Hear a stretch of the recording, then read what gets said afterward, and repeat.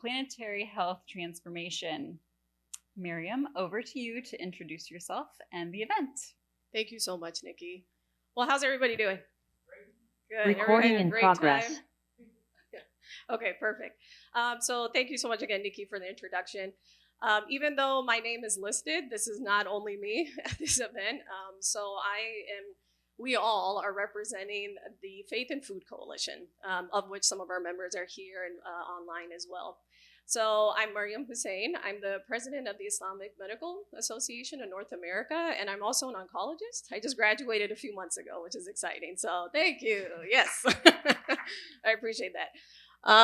So kind of at this this convergence of two different realms, and I was very fortunate to have connected with Mr. Andrew Schwartz, who's up on the screen here, and through his leadership, this Faith and Food Coalition started, and so that's what we wanted to talk with you all about today. But if you will, if you'll humble me, give me a chance to diverge just a little bit. When I really want to thank the PHA Planning Committee and Nikki as well too, and Joanna for you guys giving us this space, right, and giving us a chance to talk about something that is obviously really important and personal to each and every person, but also giving us a chance to highlight this work in a different audience, a different sphere than what we're usually used to. So thank you for that, and thanks to Tim and Mary Ann for their amazing AVs support and skills. So thank you guys. Just to kind of center this conversation a little bit, these guys don't know what I'm about to say either, but I got into quantum physics about a year or so ago. Does anybody listen to the great courses? Those things on Audible? Anybody ever listen to that? Okay. But they give an introduction to quantum physics, and I am by no means going to try to explain all of it either, but I think what was really interesting is just what I learned from it is the multi-dimensionality, right, that we have to reality in general, right? We used to think everything was one-dimensional, everything was flat. Then we realized that things are actually two-dimensional, they're three-dimensional, things are spheroid, and then you realize that there are realities within realities and subatomic and everything else. And I think what relates this to what we've been doing and what we're trying to do as well is that faith is just one dimension and one aspect to our realities. And what we propose is that it is just one dimension to solutions to very multidimensional, very wicked problems, right, that are facing us. And even though faith is very personal to everybody, we're not suggesting that it's a panacea or that there is one model of faith work that works. We just want to present something that we did. And a very ragtag team of people that came together to try something out, and it seemed to have worked. There was a lot of success there, thankfully. So no indoctrination, not trying to convert anybody, just offering a different side to, or a different solution potentially to some of these problems. So without further ado, I want to introduce our panel. And so Mr. Andrew Schwartz here on the screen there, lovely guy, like I mentioned, who brought us all together. I'm going to give really quick bios because I really want you guys to hear them and also ultimately to hear from you all, get your questions as well too. So Andrew is the Director of Sustainability and Global Affairs at the Center for Earth Ethics at Union Theological Seminary in New York. And then I have Steve Chu here. He is the Buddhist Sue Cheese Foundation's representative to the United Nations. And then next to me is Kelly Moulton. She is the great convener of the Interfaith Public Health Network, of which I am the treasurer also. I have to give my disclaimers. She is also a registered dietitian and a program manager for Bronx Health Reach in New York. So Emily Echeverria is also here, awesome, since she is the newly appointed Director of Climate Action at the Parliament of World Religions. So just also a quick shout out. So these are the people that were able to be here at this panel, but I want to give a quick shout out to our entire Faith and Food Coalition. So Gopal Patel, he wasn't able to be here, but he is the co-founder and director of Bhumi Global. His faith is Hinduism. Then Bibi La Luz Gonzalez, she is the founder of Eat Better Waik, which is based out of Guatemala. And she's been doing a lot of work just elevating nutrition education in the country. Chris Elisara, he is the director of the World Evangelical Alliance's Creation Care Task Force, also the co-founder of the Better Cities Film Festival and UN Habitat Better Cities Film Festival. And Joshua Bezavin used to be a part of our core group, and then he moved on. He actually used to have Emily's job. But he's currently working out with Oregon Clean Energy Policy as a manager there as well, too. So I say all of that because I really want to elevate and highlight these amazing people and all the work that they're doing. And I'll hand it over to you, Andrew, to talk about Faith and Food Coalition. Sure, thanks, Marium.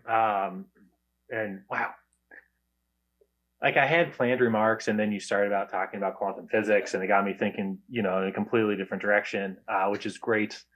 So yeah, this group, this coalition, is a project of the Center for Earth Ethics, and something that we brought together to contribute to the UN Food System Summit, and with the idea that we wanted to find a way to approach and create space within this food system conversation, the food system narrative, that really centered on our humanity, on the health of the planet, and who is being directly impacted, who is the most impacted, and how do we elevate those stories? How do we elevate solutions from those from these different parts of the world and these different approaches to how do we feed ourselves? How do we feed ourselves in a healthy way? How does that stay in line with the Earth's natural systems? How do we continue to provide enough food that is nutritious and healthy? Because if you look at this food system, it's causing a lot of trouble.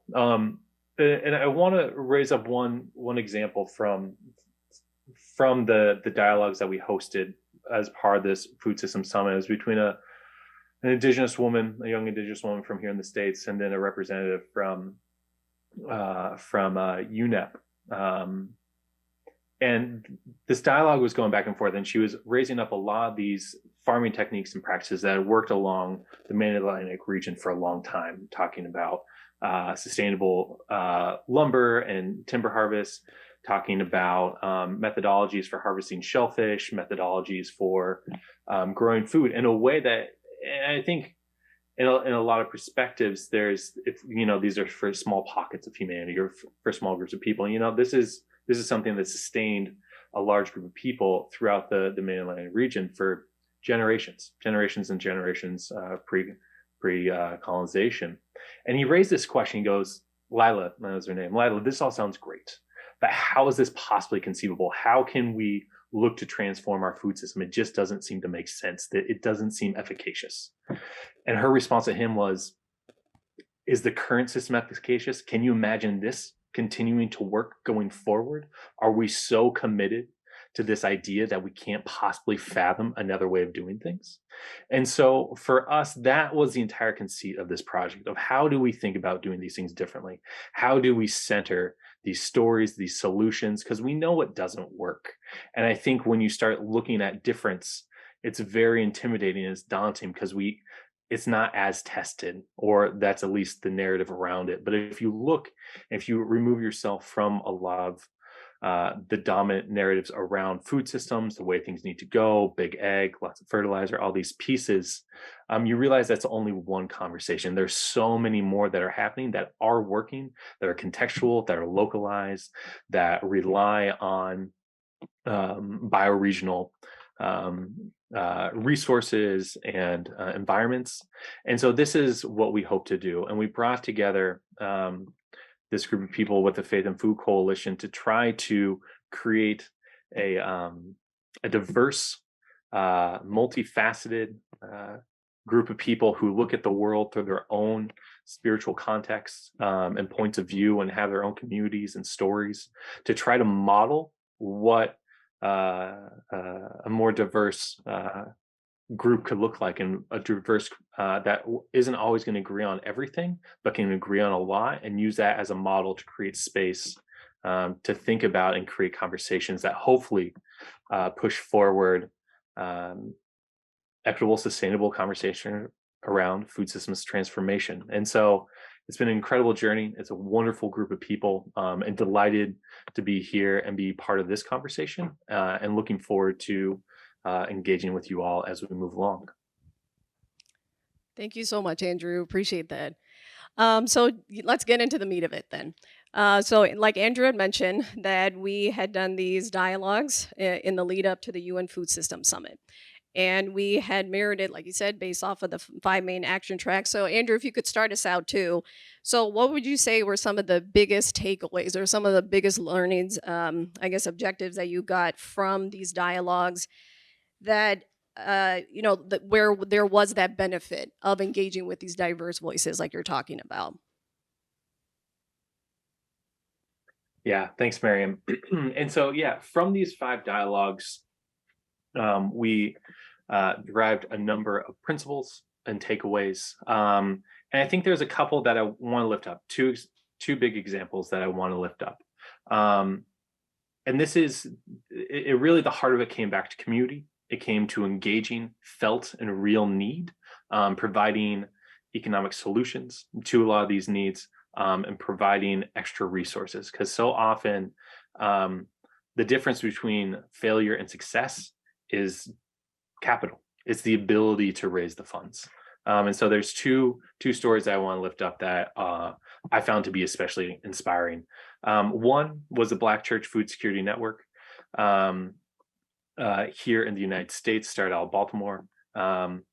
And they worked with local communities, local churches, to transform their churchyards into gardens, essentially to provide food and access to healthy foods for the communities, oftentimes that are in food insecure neighborhoods.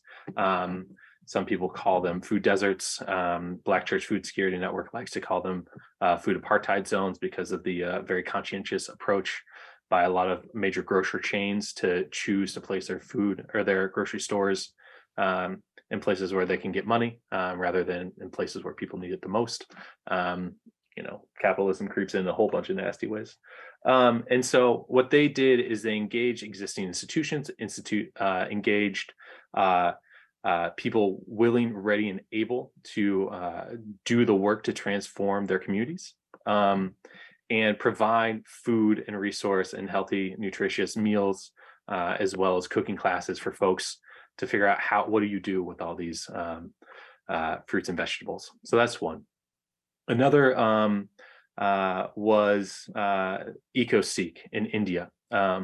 They, utilizing Sikh theology and Sikh networks and institutions, created what they call a bunch of sacred forests. There are these micro forests that they've used to help reforest and repopulate degraded land, deforested land.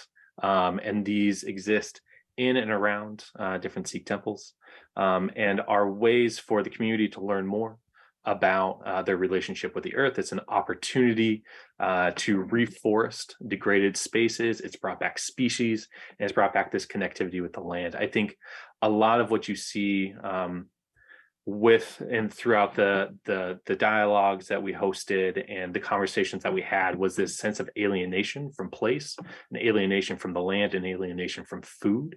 And so not only is this a story about providing need or filling a gap within a community, it's also about building a relationship and understanding, using these as teachable moments for the community to engage with their lived environment differently and help tell a different story about what we're here, what we're about, and how do we interact with the ecosystems and the food systems that we rely upon in every moment of every day.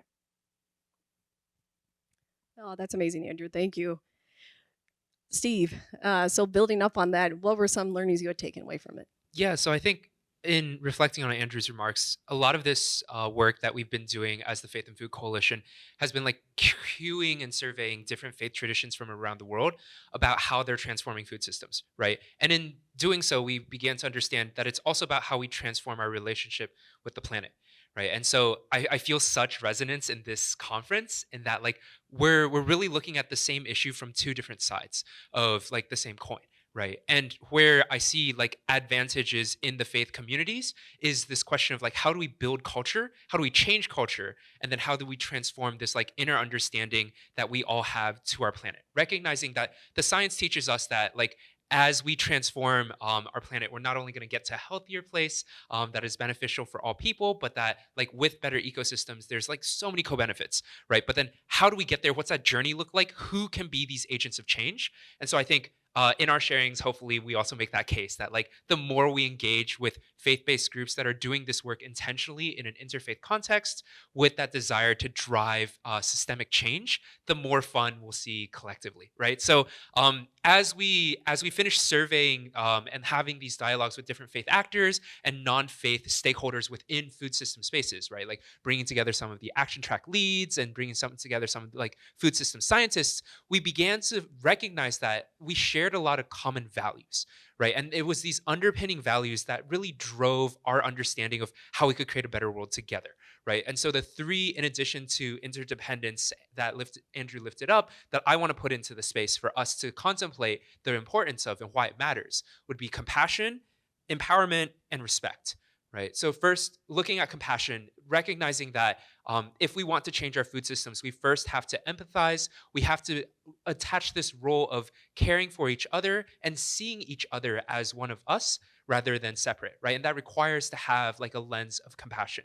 And through this compassion, we begin to be able to empathize with each other's suffering, which allows us to use the wisdom and insight that we might already have within our own communities to co-create and solve challenges that others are facing, right? And through that empathy and through this co-creation process, we're able to create enabling food environments that really are curated towards the challenges that each nuanced local community is facing in their ecosystem, right? And because compassion is such a core value, not only are we thinking about like how can we be compassionate in like designing and helping each other and being helped, but also how do we communicate these ideas, right? So much of like what we've been hearing at PHA has been around this transition, right? Like food systems must change. How do we communicate about that change? Can we do so in a way that is compassionate, caring, that make people feel like they're included in this process, that they want to be a part of this? Or does it feel like this giant rising tide that they have no control over and is going to like drown them and their existing livelihoods and their way of life, right? If we know we need to transition away from the excessive consumption of meat within the global north, right? How do we compassionately communicate that to cultures who are very specifically dependent on the meat as part of their like cultural identity? How do we do so in a way that doesn't feel like we're taking something away, but we add something in, right? And we think that compassion is a core value that needs to happen. And so for organizations that don't operate on that more humanistic lens and come at a more technical way, our offering is as faith-based organizations to pair together in how we communicate. And in doing so, we can find solutions that really work for these communities that need to transition. The second piece around empowerment, I think, is so exciting too, right? Because we recognize that our existing structures and systems are built on cycles of dependency and extraction, right? There are those who do the work so some can benefit, right? But as a lot of our faith traditions teach us, there's an egalitarianism to like our lived experience. Like all human beings fundamentally have the same like worth and value, right? So why do we exist in structures that put people in places of like tiers and hierarchies in ways that cultivate that sense of dependency? And so with the imagination of the faiths and then modeling that in new innovative structures, what we found is when we break dependency and we create models of empowerment and ecosystems where people feel like they're able to participate in their own change making and they have that sense of agency, is when we see the true solutions emerge, right? Like from the global perspective, we're like, oh, you know, it's really great if we can change food systems and here's how we think it'll happen, right? And then we go down to the local community and we're like, tell us what you think will work, right? But the amount of trust that we have in that space is in a top-down structure, you can't do much, right? Because even if you're inviting people to the table, if they don't feel like they are the ones in charge, if they don't feel like they have agency and sovereignty over the funds and resourcing, they will naturally tell you whatever you want to hear in order to get the money, right? Versus like if they truly feel like they're participating and that value of empowerment is really there, you can, as an implementing organization, step back at any point and trust that this project will still continue on because communities are empowered, right? And so working through this faith lens and faith value of needing to empower, we see a lot of success in that space too. And then finally, coming to respect, right? Like we recognize that a lot of these challenges that we're facing aren't new, right? Like nothing is new under the sun. Like there have been indigenous communities that have been talking about the extinction of species and like bioregional crops for decades now, right? But it's this question of like, why are we listening right now? Right. And as we're listening and we're asking the question of like, we want more indigenous wisdom at the table. We want more local knowledge to be present in these global spaces. How do we truly respect that knowledge and honor it without it feeling extractive? Right. It's one thing to bring an indigenous leader to the table and say, I want to hear what you have to say. But if you're only listening and you're not giving resourcing, if you're not providing like the technical assistance that they need to continue to thrive, it takes away from their daily lived life and experience and ability to actually survive. Right. So then it comes into this question of privilege, access, barriers, and all of that. Right. So then as faith-based organizations facilitating an ecosystem of respect where we recognize the historic damages that many religious institutions have played in the devastation of local diaspora, right? And say that we, in our efforts to try to create better relationships, first have to build trust. Right. In building that trust, we can then begin to truly listen to each other. I'll just pause there. No, and if you could just go off of that too, Steve, about the Rastafarian. So one thing I just want to, again, just to make sure we're on the same page about this. This isn't some, amazing like middle of the night insights that, the seven of us had.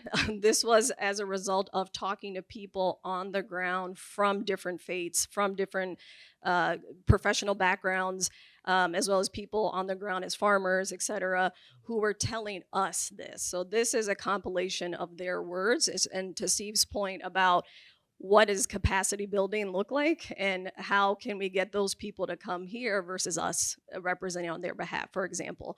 But speaking of where you were talking about it, so we're talking about all these great values, right? Or reframing values within our food system and how faiths can be such a great player in that or ally in that.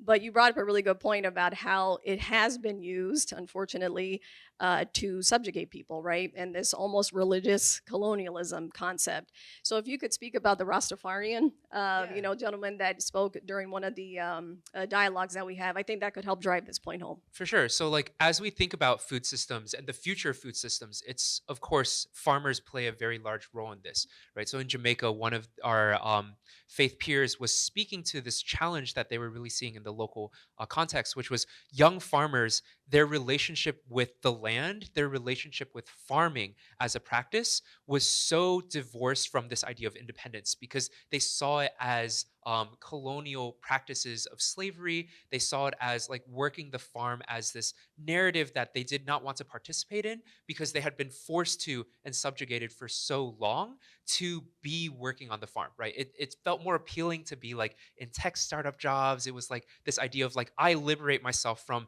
this damaged and broken history that my people have come from, of pain, suffering. And instead of like doing the work to heal in this space and like reorient our relationship to food as something that is part of our self-sufficiency and independence, all they could see as these young farmers was the pain and suffering that the land has brought upon them and their families and the historical trauma.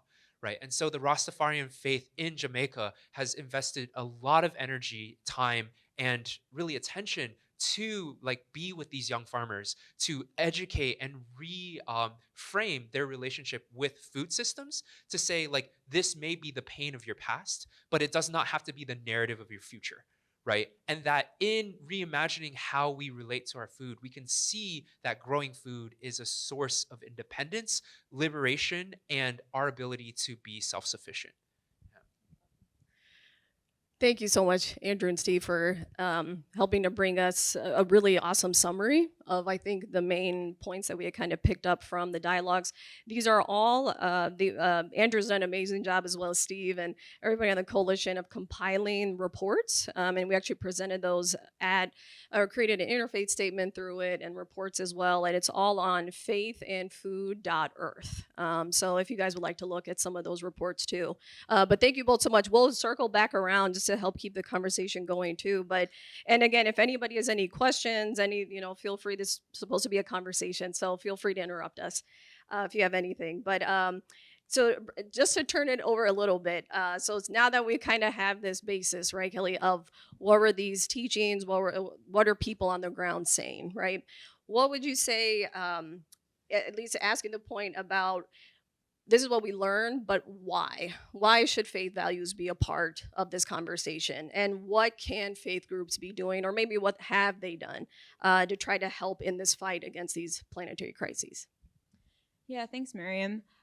So I guess to start off that conversation, I'll just bring up one of the other values that we had identified, which was about truth and how science and faith are not at odds, but are actually, support one another. And I think, it's important to recognize that at the root of all the major faith traditions, we have eco-spirituality, and how our faith can teach us how to have a better relationship with the land and get that interconnectedness piece as well. How are we all interconnected with the earth and with one another? And like I mentioned about the eco-spirituality at the root of all traditions, and we also have a lot of parallels between the teachings of our faith traditions that can be supportive of better food systems. So teachings about the relationships that humans should have with the land, about simplicity, about discipline, not taking more than we need, so that we can support the common good, as well as how humans should eat to promote food safety, ethics, and humane treatment of animals. I think these are all themes that we can find within the major faith traditions. And so another element to keep in mind is that at the root of our faith traditions is a call for justice, and a call for supporting the marginalized. And so when we look at the impact that our food systems are having on the marginalized, we see a lot of health disparities. There's a lot of ultra-processed foods in our food system, and the science is telling us that these are the foods that are having a negative impact on health as well as a negative impact on the environment. If you look at all of the externalities in the entire supply chain and where this food is coming from, and also in the global north, again, too much animal products, which are having negative impacts on the environment and health. And you look at the farming practices, the pesticides, and all of these things, the fertilizers. So when we look at more regenerative systems, we look at biodiversity in our food system, promoting more fruits and vegetables and whole grains and all of these kind of things, diversity of these foods, then we're seeing foods that can promote both human health as well as environmental sustainability. And these are the foods that will also promote protecting our bodies. As if we look at our bodies as temples of God, we're looking at how we can be supporting the health of those bodies, as well as the health of our environment, which is our common home for all of us. That's what Pope Francis had also said in 2015 when he wrote Laudato Si. It's about on care for our common home. Before I have you talk about the faith groups, I neglected to mention this. So Kelly is one of, I think, the most networked person that we probably know about. She does a great job. She's actually just about to finish up. She was one of the Rockefeller Food System Fellows, and so has been doing that for the last year. So speaking from that expertise, could you talk about, again, what are some examples that faith groups can do in fighting this? So I guess we were just referring to some examples. So some of the things that some of the other food systems fellows are working on that maybe faith groups can also tap into getting more involved in, right? That's what you're thinking. So for example, some of the fellows are working on apps that will help to reduce food waste and connect excess food with the people who need it. There's someone working on mobilizing youth to speak truth to power about the marketing of unhealthy food and beverages, and call out the corporations and ask them to change their marketing practices. And there's also work being done, indigenous communities working on food sovereignty. There's work being done to better educate consumers about the ultra-processed foods, the nutritional content, and how people can be more conscientious consumers. So let me see if I'm missing anything here. Just like impact investing. This is a Rockefeller and Acumen Food Systems Fellowship, and Acumen to a lot of impact investing around the world, especially into like small scale farmers. And there's more opportunity there.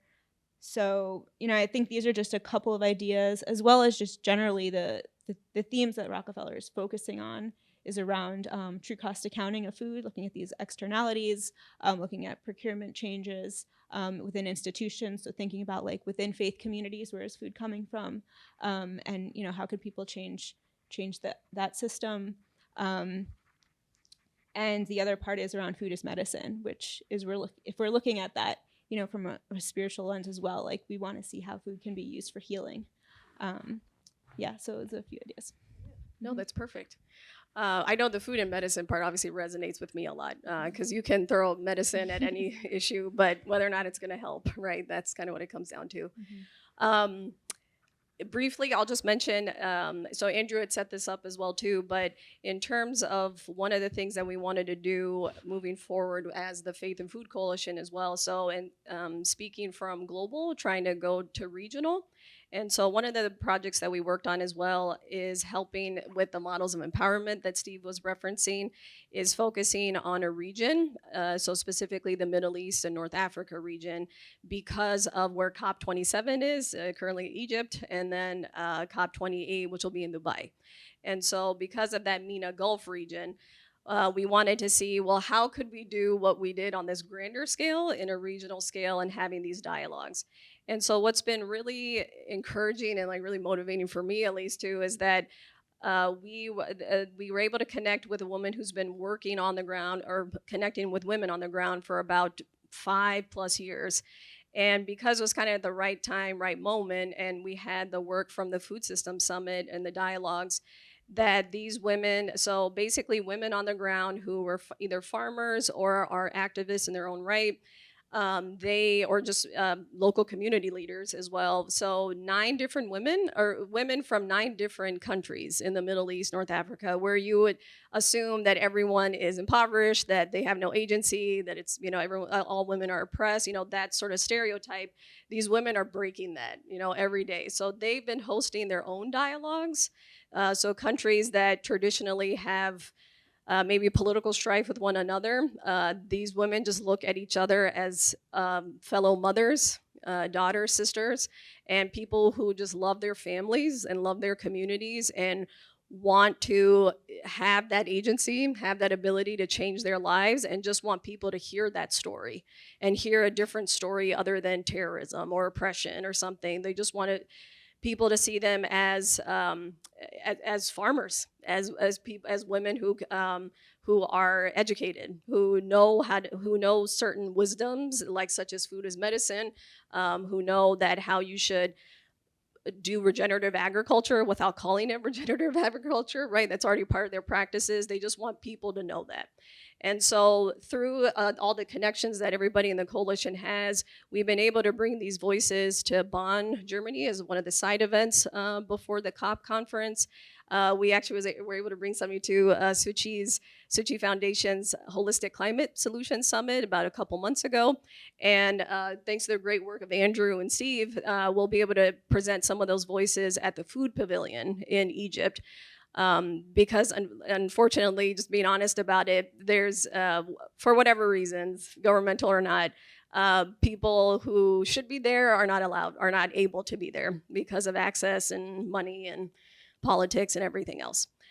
So we're at least trying to bring voices, again, to a format where maybe they wouldn't be normally. And so we're hoping that, as we build with this coalition, we stay completely separate. They have their own governance model. They get to do their own thing. We're just here as a resource. And so, again, hearkening back to that models of empowerment piece as well. So then just to keep moving things along too. So, sorry, you got a question? Yes, please. Yeah, no, just to try to get to the conversation part of this. Because I bet I'm not the only one who would love to engage with you all. But I have 2 questions as you're speaking. It's so intriguing what you're doing. And the first is, why limit yourselves to food? I mean, so I think there's a very rich conversation in the planetary health community that kind of recognizes that in addition to an ecological crisis and a global health crisis that's being precipitated by the ecological crisis, that underneath all of that, there's also sort of a spiritual crisis, and that there's fundamentally sort of a rupture in our relationship to the natural world that extends well beyond the food system. So the planetary health community, at least I think there are many of us who would argue that what's driving displacement and conflict, what's driving despair and other dimensions of the mental health crisis. How do we think about non-communicable diseases, and the fact that wildfires and changing the loss of pollinators are driving higher rates of non-communicable diseases. So the breakdown in Earth systems is affecting every dimension of health. The breakdown in Earth systems has a spiritual component to it that I think we, and particularly you, need to address. So why focus on food? And is there an opportunity to think, I'm curious how much you've thought about sort of networking across different faith traditions to address the planetary health crisis itself beyond food. So that's one question. The other one that was prompted when you were talking about eco-spirituality being at the basis of all religions, I guess is a little bit of a question about that, because there's another topic here, which is human exceptionalism. And I personally, I'm not in a faith tradition, but I consider human exceptionalism to be a real problem with respect to planetary health. And that in fact, there was sort of a moment where we set ourselves apart from nature, and that actually is more consistent with a kind of some religious traditions than others. And I remember having this argument with a friend who's deeply Christian about the video we released called The Promise of Planetary Health, which is a 10-minute video that includes some real sort of exploration of the spiritual dimension. And she had a real problem because we highlighted just in images several religious communities, but not a Christian community. And then she said, and I have a problem with your taking exception to human exceptionalism, because I believe in human exceptionalism and it's central to my faith. And so it's problematic to me. I think you need to change the video. And so it was a very interesting conversation. So I'm curious whether there actually is a problem there when you're trying to enlist faith traditions in this broader conversation. Hey, thank you so much for that question. Andrew, not to throw you on the spot, but if you wanted to take the first one about why food, since you and Gopal were kind of the masterminds of this, and then Emily Echeverria, who is our last speaker, she can address the second question, I think. So go ahead, Andrew. Yeah. We could just change this entire conversation to those two questions. Would be happy to tackle them and spend a lot of time talking about them. To your first question, yes, why food? This was born out of wanting to contribute to the Food System Summit, right? And so there was a natural pathway, but I think why we've stayed with food is because food is so elemental. It bridges into so many different aspects. So you can't talk about food unless you talk about deforestation. You can't talk about food if you talk about soil loss or the loss of pollinators. You can't talk about, and so for that reason, we've used it as a hook to then talk about a number of other things. And so that report that Marium was mentioning around these MENA women that we did, so much of what they're dealing with is a result of this planetary crisis of planetary health. And then there's also this real ability to talk about gender dynamics. There's an opportunity to talk about, neocolonialism. There's an opportunity to talk about a number of factors that all, draw back to this question of the triple planetary crisis. Like they wouldn't be having these issues if not for climate change. And so for us, it's been an opportunity to just stay focused and then kind of use it as a way to bridge out into other issues. But I think it's a good question, and I think that we are but one of many groups, representing faith that are trying to engage in these issues. And so there's a whole group of us that are working on biodiversity loss, and a bunch of us that are working on ecosystem restoration. And so this is, a group, and it's not to say that we couldn't bridge bigger. We'd love to have the conversation. But I think for the purposes of what we've been able to do, this has been a great vehicle to do it. That's a great point. Thank you, Andrew. Emily, I want to make sure you get in on this. Yeah. Yeah, can you guys hear me well? Yes, perfect. Okay, great. Yeah, I think that was a really great question. And I think something that we as a parliament know is that there's over 4,000 world religions, and there's such diversity in thought about how we're connected to nature and the power of nature and the role of man in that. But what we do know is that a lot of these traditions do have these really strong roots in protecting our environment and protecting and respecting Mother Earth. The Parliament actually produced a book in cooperation with UNEP, the UN Environmental Program, called Faith for the Earth. And it goes over how each of the different religions has this foundation and how each of them regards the Earth as important, and then goes into details about how these modern movements resulting from these ancient and these historic practices are really respecting our Earth and leading these conversations about our planetary crisis.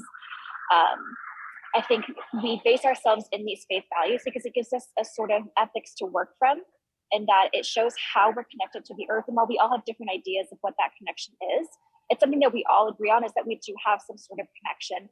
And then building from there, I think we see a really wide range of religious traditions and spiritualities that are really spearheading these conversations. That's something that we bring together at the Parliament, and that we'll do at our convening next year in August, is bringing together all of these different faith voices that really do have this concrete belief in the connection of us with the Earth, including the food that we've nurtured and the food that nurtures us, which really just relates to our interdependence with nature. And I think there's a lot of groups right now, besides just us, as Andrew was saying, that engage in all these different aspects, from ocean conservation to greening of congregations, greening of medicine. It is really just grounded in our faith roots of showing how we're interconnected, and kind of just grows from there. I don't know if that answers your question, but I hope so.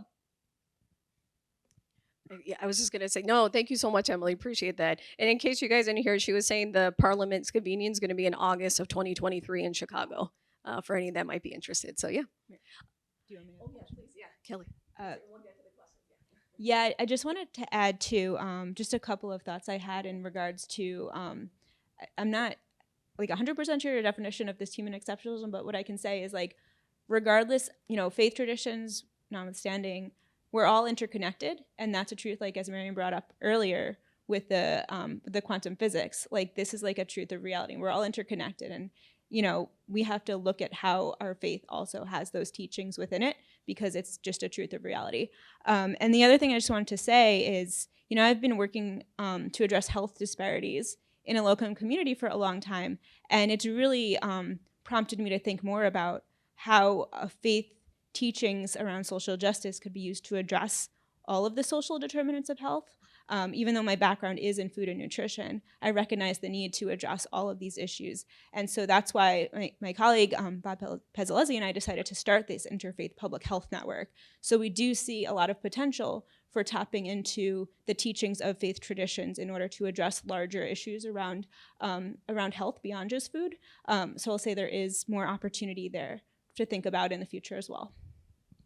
I know we have questions, so I'm going to slowly walk to questions, and then also put a note on human exceptionalism and good faith, bad faith actors, which is a play on words. Oh, okay. Question. It's just following up from this discussion, and thank you, Sam, for bringing it up. Emily, also when we were speaking the other day, when you mentioned eco-spiritualities being embedded in most faith traditions, I thought for myself, I don't really relate to that so much in Islam. I grew up with Islam, and when you look and search and really inquire, you'll find that. But I think a lot of people who practice these religions in mainstream, I don't think that connection is that explicit. So I think what you're talking about, the Parliament of World Religions and in the networks that you are involved with, perhaps that's more apparent and people are connected, but I wonder whether that's the case for mainstream religions, and there may be an opportunity for you guys to actually extend into that realm where helping people to make those connections within their own faiths, then connect it to the nature kind of connection. I don't know, there's an opportunity there, I think. So mainstreaming kind of the conversation. Yeah, that's excellent. Yeah. Yeah, I think that's a great idea. And I think that's really the goal of this, is to extend the number of voices and the diversity and voices that are in these conversations. You know, like you said, not everyone knows about these eco-spiritual roots of these different religions, but for those of us who do, I think it's our responsibility to teach others and to extend them into these conversations. Because, you know, these in-depth conversations about climate, about planetary health, about food systems, it's not common knowledge. And I think our role as people who do know so much about this and are so active in this is to extend these conversations into communities that aren't as involved in this, and to spread that knowledge. So yes, we're definitely looking to expand and to bring in those voices into this conversation. Thank you. Maybe we take like one or two questions at once and then we'll wrap them together. Thank you. Before my comment, I just wanted to congratulate you on doing all of this work. And I wonder whether you've written this up as a project report or something like that. Have you done that? Yes. You So perfect. we have at least 5 reports for each of the dialogues that were done, Fantastic. and then an interfaith statement as well. And then, as Andrew mentioned, with the regional conversations we've had with the women in the MENA region, there is a report about that as well. Wonderful. And is that Yeah. published in a journal? That is actually a great point to bring up. No, it is That's- published on our website, but that's a really interesting point to talk with you all about as well. That, you know, being in an academic conference too, that how maybe that bridging aspect as well. And that was my invitation to you. As the Challenges special issue, we are actually looking for narratives like this and examples like this to actually share with the global community. But that wasn't my point. I just wanted to, that was an aside. Yes, we'll talk, yeah. Now, I don't come from a particular faith. I consider myself a universal sort of spirit.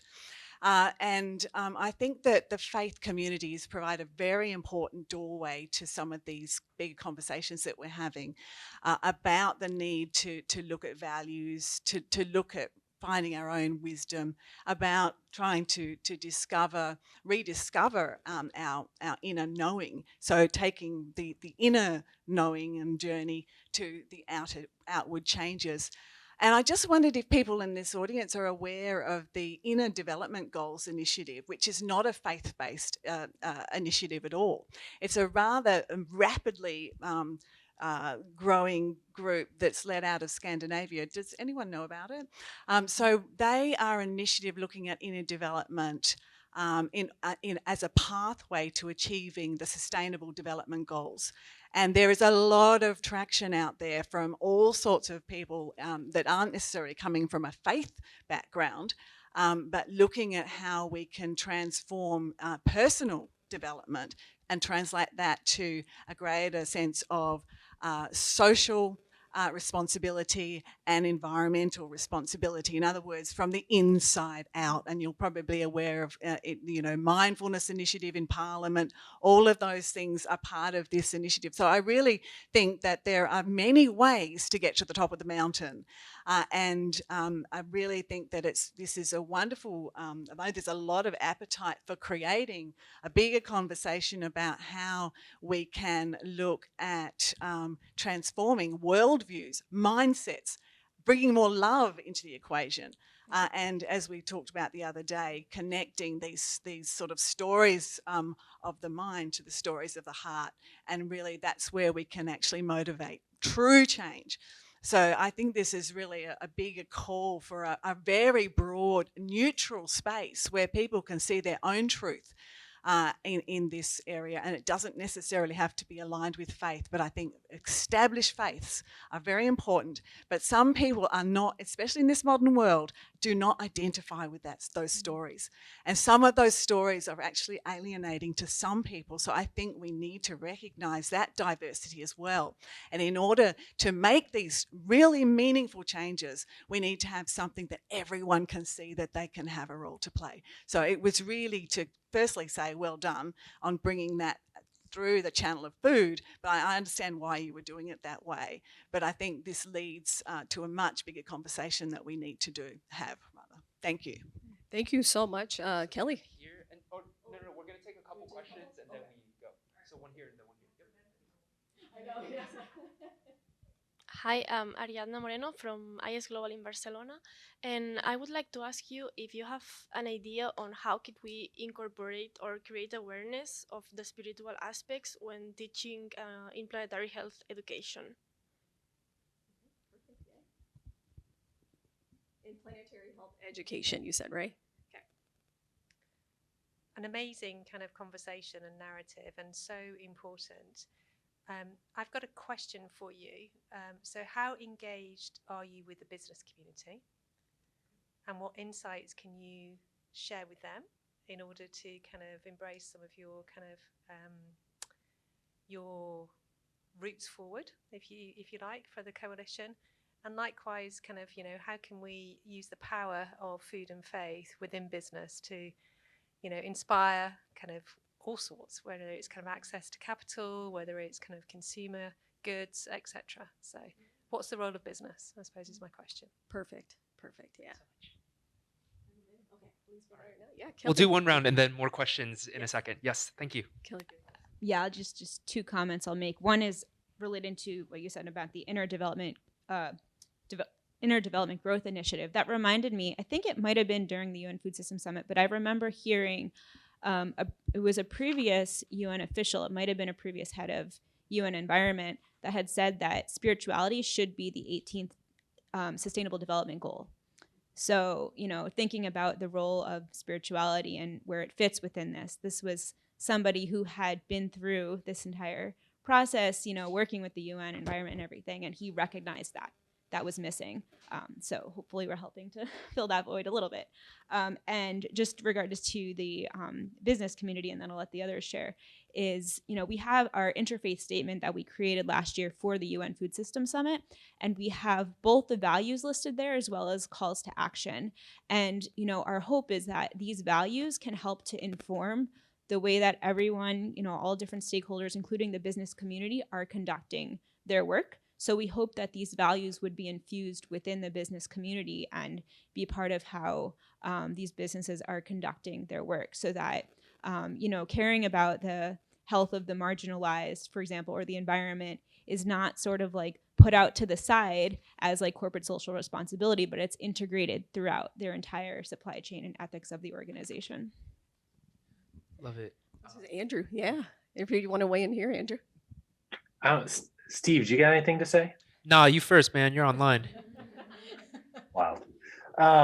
Yeah, I mean, I think a couple of things. Yeah, in terms of the spiritual question, I think one of the things that constantly surprised me, and I think was one of the bigger outcomes of the dialogues that we had, was the space that we created and the question that we asked and the lens that you look through these things through. And I think if there's so much of this, our world is, it's looking at GDP, it's looking at efficiency and economy, and that balance table. But then when we create this space for people to come in, I'd be shocked by development officials or folks from the UN, people who are, by the numbers, people who just want to spend their time talking about why they care about this, what they're fighting to protect. And so I think so much of this is the frame. Like, why are we doing this? What are we fighting for? What are our businesses trying to achieve? And that's something that, as we've continued this work, and some of the outcomes of this work have just been in creating that space and creating that conversation. The business community remains an outlier. And I think this comes back to this dominant question of why do we do this?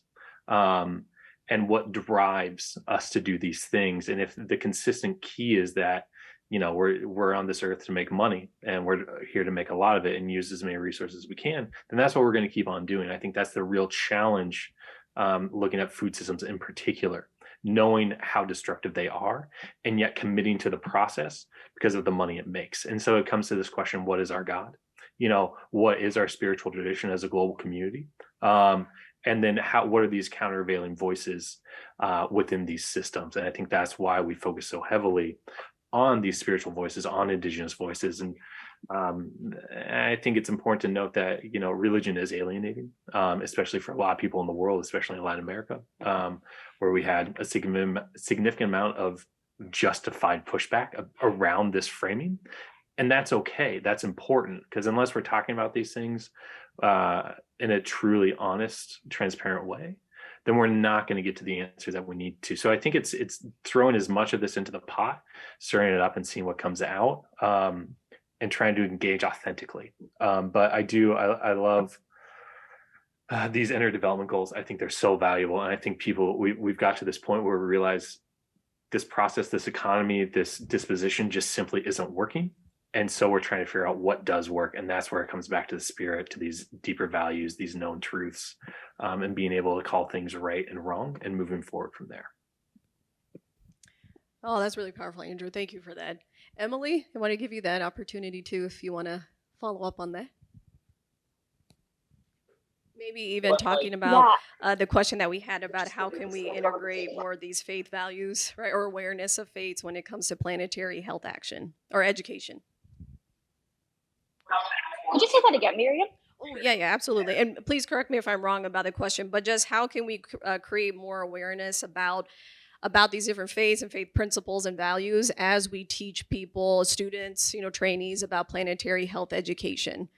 Maybe just trying to think, maybe highlighting some of the work that Parliament might be doing too. Yeah, so the book I mentioned earlier, Faith for Earth, is actually a book that's intended to be a guide for universities and colleges to be able to teach people, what do these different traditions say, especially in regards to the ecosystem, the environment, and our triple planetary health crisis. So I think getting that book into the hands of more people is a really good starting point. As we mentioned before, that not everyone really knows about the eco-spiritual principles of all these different religions. So I think that's a good starting point. I think also in terms of all these convenings we're a part of, the Parliament 2023 convening, the UN Climate Conference next week, the UN Conference on Biodiversity that's in December, bringing as many voices as we can into those spaces, and recognizing that, the people who usually get to go to those spaces are these more privileged, recognized, typically European voices, but trying to incorporate more of these indigenous voices and more of these spiritual traditions into these conversations that are on this global scale, I think really elevates these conversations and makes sure that they're inclusive. Sorry, my office is very noisy right now. No, thank you for that, Emily. I hope that helps answer that. I'll just quickly build on, and then I want to hear more questions because I love this conversation so much. The first maybe is this distinction between good faith and bad faith actors, right? And that, how do you tell the intention of a faith-based organization approaching you to collaborate, to do this work, to work together, right? What we see within our context is this question of, are you here to proselytize? Are you here to convert? Are you trying to colonialize and build out the power and influence of your organization? Or are you really here for the expressed purpose of empowerment, right? And how can you see what that looks like in very tangible terms is, are you partnering with other faith traditions, right? And are those faith traditions working together with you in an interfaith manner where you're centering, rather than exploring just the uniqueness of your teachings, the underlying and undercurrent values system, right? So to come to businesses, to come to bad faith actors, how we engage with them, how we re-educate or unlearn unhealthy narratives has to start from values, right? Because human exceptionalism, to say that we are separate from nature, that we are not, rather nature is there for us to use, speaks to a value that is not congruent with our faith teachings, right? But until we are able to reconcile those two ideas, it's very difficult to have conversation, right? And so part of it is, how do we do the difficult work? Another part of it is, how do we ensure that we use values as the framework of what does this look like to you, rather than what does your religion tell you, right? So that piece. And then on top of that, coming to alienation, I think it comes back to what is the work that we need to do to heal as a global community? And are we willing to put in resources to heal, right? If there's no reparations, if there's no work being done to repair the damages that have been wrought upon communities, I don't think we have a good starting point for that space. But whose burden is that? How does that implement out? I think that's the responsibility of each one of us to ask that question ourselves. And then finally, to come to mainstream religious practices and how we bridge this divide, I think it ultimately comes back to compassionate listening and to hear what about these mainstream religious spaces speaks to the heart of people so much that they're willing to ignore this incongruency of their values with their teachings and how they're living their lives, right? We live in broken systems that perpetuate suffering, right? Everyone is suffering in the current macroeconomic systems and societies that we live in, right? But some people suffer in different ways that make it a little easier to ignore the suffering of others, right? And then, but everyone's still suffering. And if you listen with that compassionate ear of like, what is your pain? What draws you to these toxic practices? And then share with them healthier alternatives, right? So for example, like there's many communities that the religious community is the only space where you can find community, right? And I can't afford to go out and eat with my friends every single day. Therefore, the only place I can see my friends is church, right? And so like, if I'm not at church, then how do I see my community? If I'm not seeing my community, I'm lonely, right? I'm so deeply, desperately lonely because modern society is isolating, right? If we come at it, that person from this angle, then it's not about like, how do I unconvert you from your toxic religious practice, but how do I build you a space where you feel connected with people who are more values aligned with the very things your religious is teaching you about, without necessarily having to say you have to drop this immediately, because that transition would be so painful and hurtful that you probably turn people away from the very idea of becoming like a better member of society than anything else. Yeah. Fire, Steve, fire. Yeah, I wanted to mention, just building off of the ideas around the bad faith actors and the need for healing.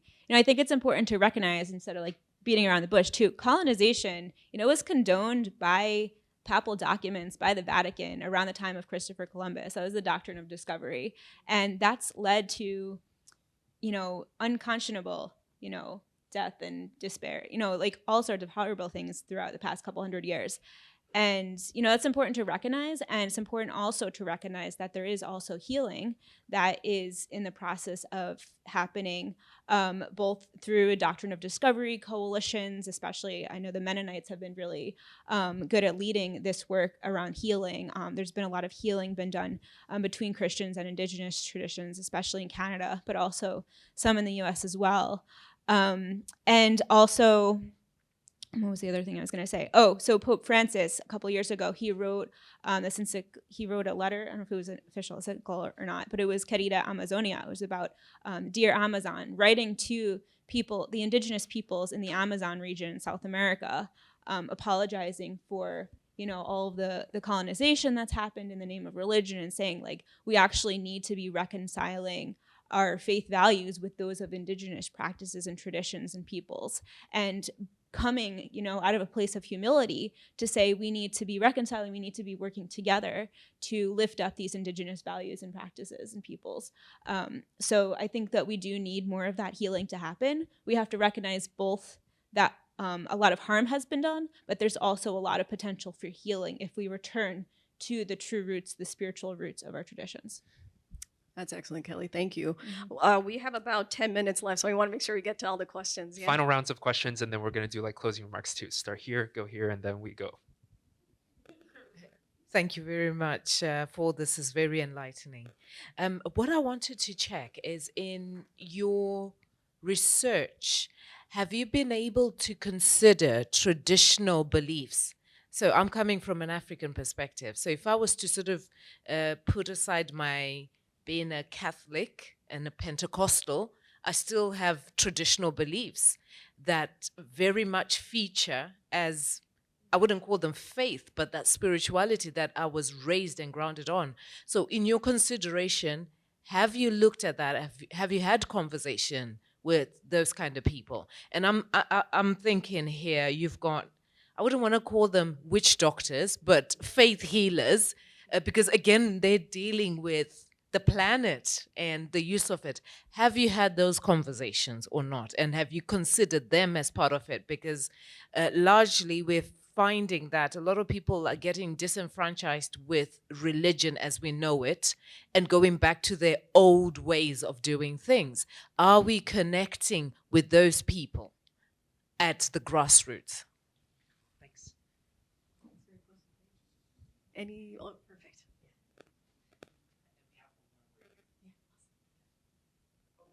Okay. Yeah. So on the topic of my background is also in food and nutrition. I'm currently pursuing my MPH in global health, and having all the knowledge that I have, one of the most frustrating aspects of a new professional is we're constantly educating and never quite doing enough. And the example that I have is when I did my undergraduate in nutrition, we used to do these grocery store tours educating the community about how to choose organic, eat green, all these other great things. And they were constantly just replying, that's all good and all, but it's not available to us. And so I know my mom goes to 3 grocery stores just for 1 week's worth of food. And that's insane. So as a young professional, I'm just incredibly frustrated that more action isn't being done towards the business, and we're just always focusing on the community members who don't always have the right amount of power to make a difference. So I'm asking the coalition here, what can we do? How can I get involved? How do I, nip this in the bud? Great question. Thank you. One more question here, and then if anyone has any final questions in the back too. Thank you, thank you. And I came in kind of late, but I'm hoping that this question could perhaps, I guess, get some response. There's some research out of Boston College and Cornell where the researchers are finding that within Black communities, the response to what do you think about climate change or how do you think you can get out of your predicament is, well, it's all in God's hands. And I guess, how do we, react to that, or act on that without placing any judgment on, well, it is in God's hands, but here's what you can do. So I guess, what some of the ways that if any of you have, had that kind of experience where people are, not encouraged, or the empowerment is kind of like, it's not in my hands, it's in God's hands. What's some of our responses to that? As I'm not very religious, so I don't know how to react to that or how to actually provide practical, suggestions to that kind of response. Thank you. Oh, that's Any final fantastic. questions? One here. Yes, thank you. Thank you. So my name is Nightingale, and I'm going to tie a little bit close to, I think it's Barbara, and what you said.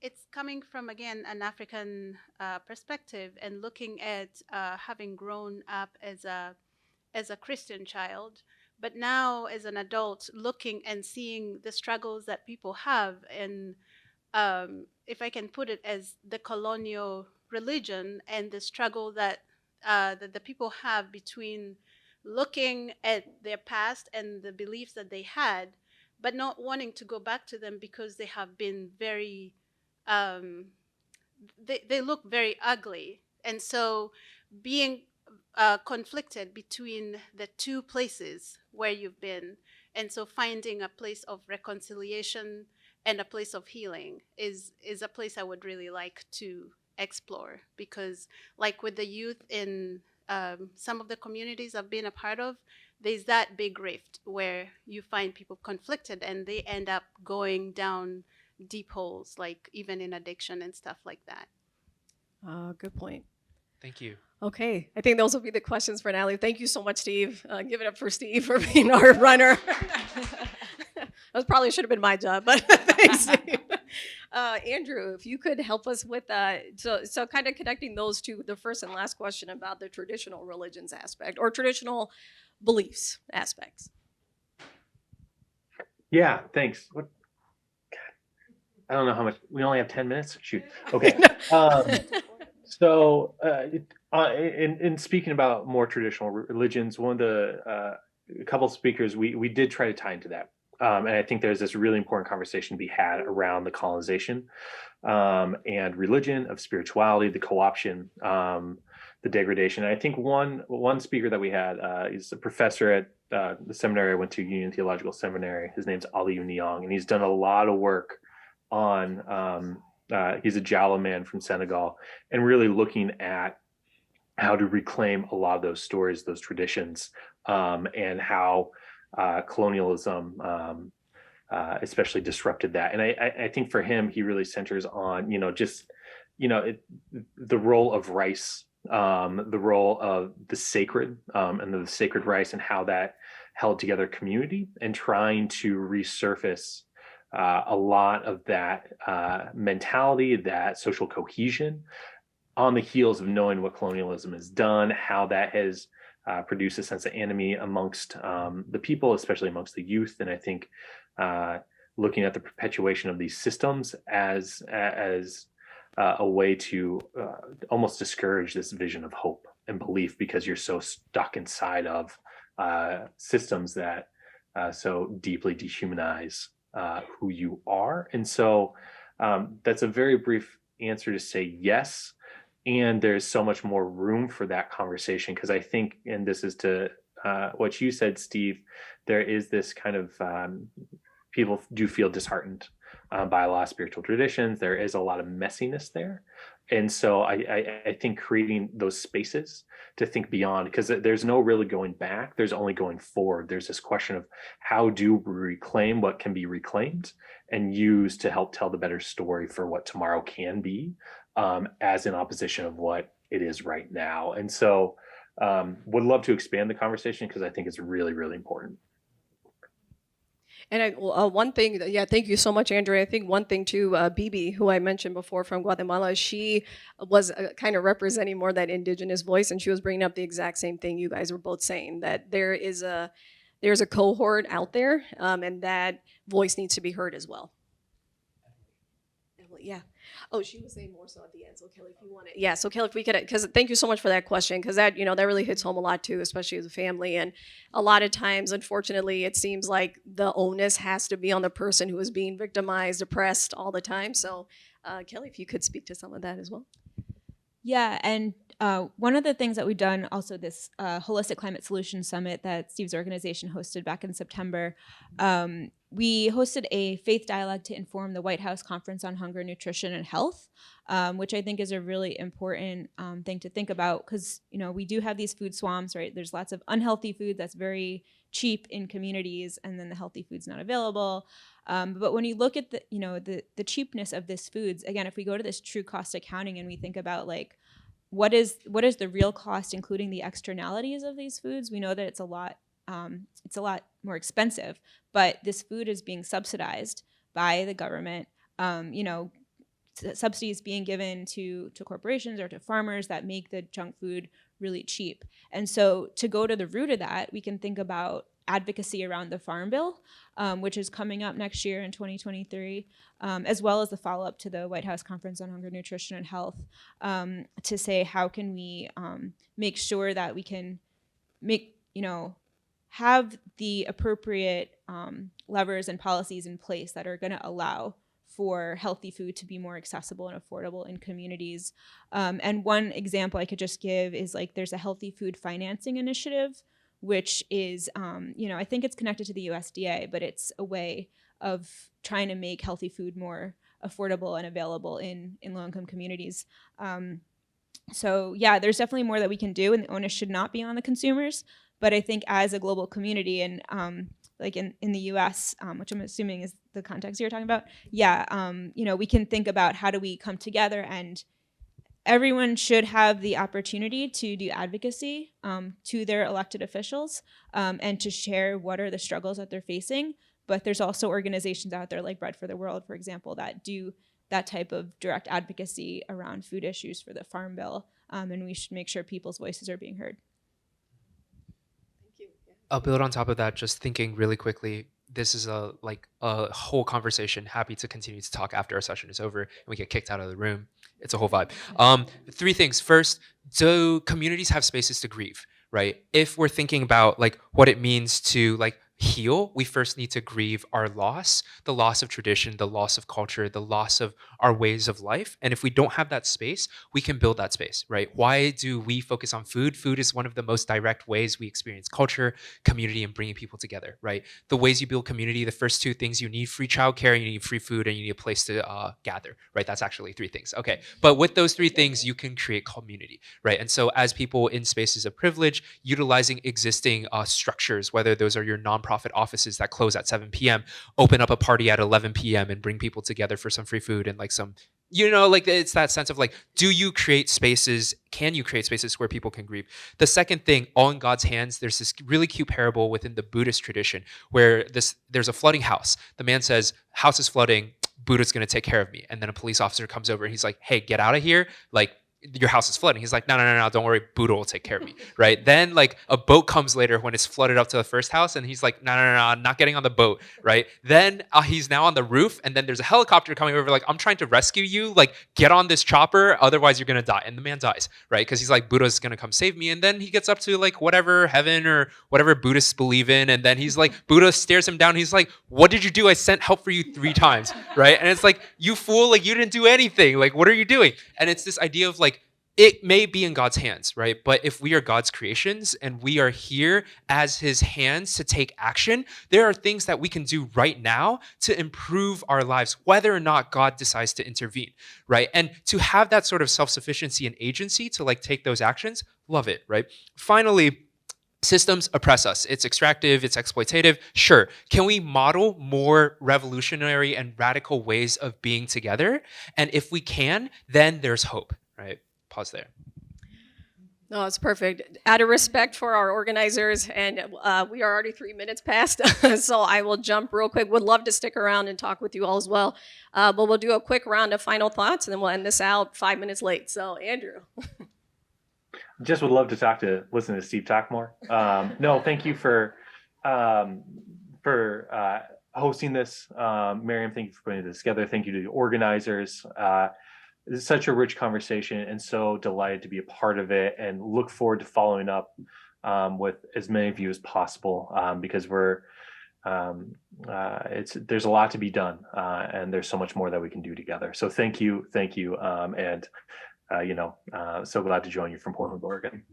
Thank you, Andrew. Emily. Yeah, I also want to echo that and just say thank you so much for having us today, and thank you to my fellow panelists, because it is always such a joy to listen to you talk and be a part of the Faith for Food Coalition. But I think I could wrap up my summarizing thoughts here in just the phrase, those who have the ability to act have the responsibility to act, right? So those of us who have the ability to make these changes and to have these conversations and to bring in these diverse voices have the responsibility to do so and to act, to be able to help those who don't have the ability. Perfect, Emily. Thank you. Kelly? Yeah, thanks, Marium. And I'd like to say that, just also in regards to the, it's all in God's hands. It's in the Christian tradition, right? We have the verse that says, faith without action is dead. So I think it's important that we're recognizing what we're trying to do here is to model what it looks like to put faith in action. And I think it's important to remember that that's spirituality. It's all about being co-creators with God. It's about, what role can we have with our hands? So, I look forward to continuing, hopefully, to work with some of you maybe in furthering the work of this coalition. Just 2 notes. The first, dialogue is action, but it is not enough alone, right? It must inspire action on the ground. And finally, we are very knowledgeable people, but in order to be wise people, we must take action, experience how our knowledge translates onto the local ground, and then take it from there. Thank you all so much. Thank you, Nikki. Thanks, Joanna, and the team. Thanks.